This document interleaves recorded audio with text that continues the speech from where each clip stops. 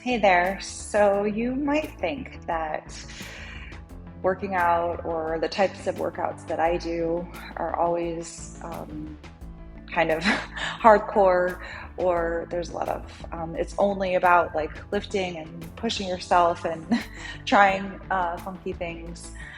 But a big part of any kind of movement is also recovery and rest. And all of my clients, virtual or in person, do a lot of stretching, and this is one of my favorite things that I share with my clients, and so I wanted to share it here as well.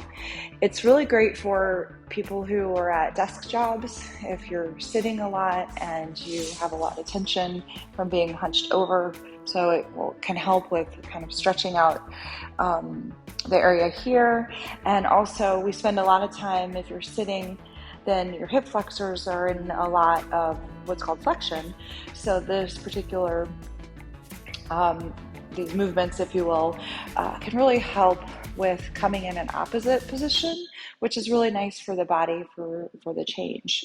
So there's four parts to this, and the whole point is really to kind of settle down the nervous system, to focus on the breath, to open up the body from some of our normal natural positions, to recover after exercise. It works the core.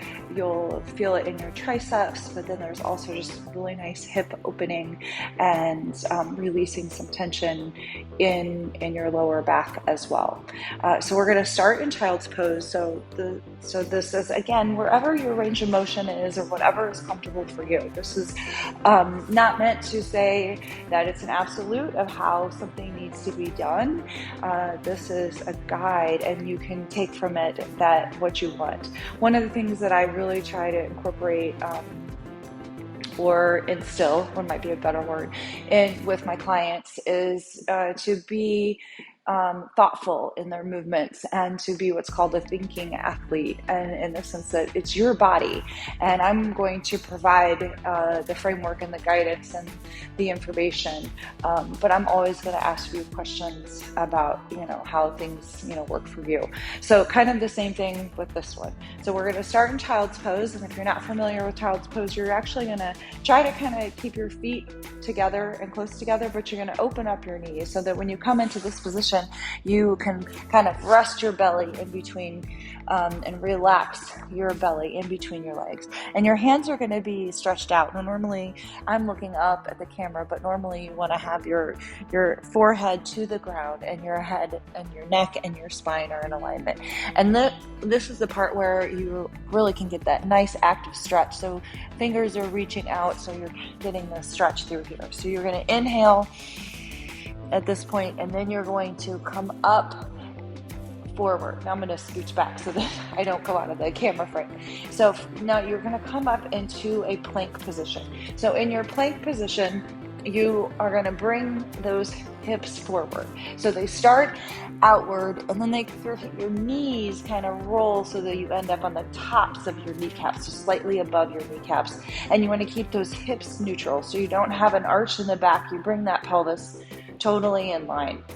Now from here, you're going to do, basically, this is called Chaturanga, but you're going to do a tricep push-up. So you're dropping down, okay? And then you're going to press up the opposite way, where your heart is opening up. So your heart is pointing forward, your chest is pointing forward, your shoulders are not scrunched in like this, but they're back and down, and you're opening up. So the hips are all stretched out.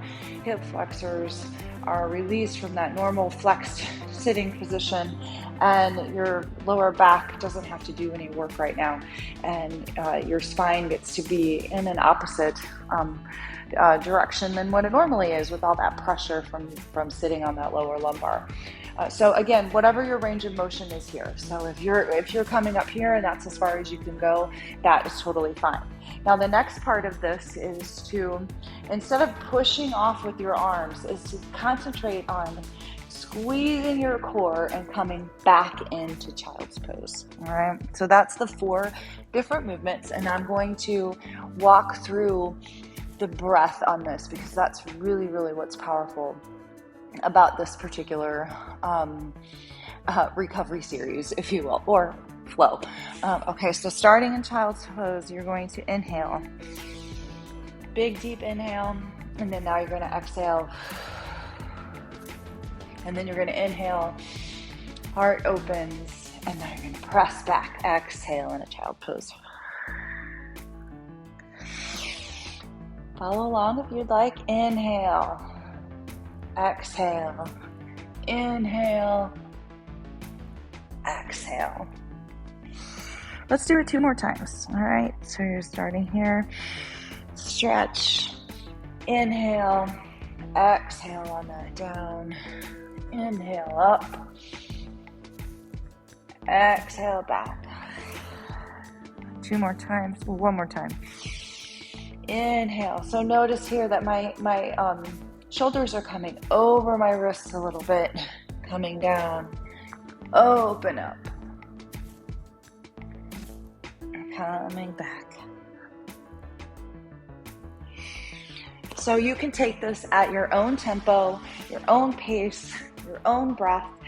The thing I'd like to recommend is to breathe really deeply in through the nose and then exhaling throughout that movement. So you can just get a really nice, like, full body internal massage from the breath.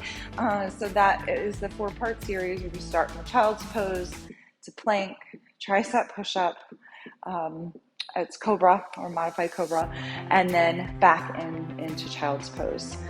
So I hope you enjoy this stretch. I'm going to do it a couple more times on my own, just as part of my own recovery.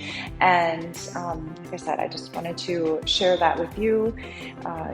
It's something that I do with my clients. I just think, again, that bringing in recovery and rest is a part of building strength, because there's so many cool things that your body needs to go through during that process of building more muscle.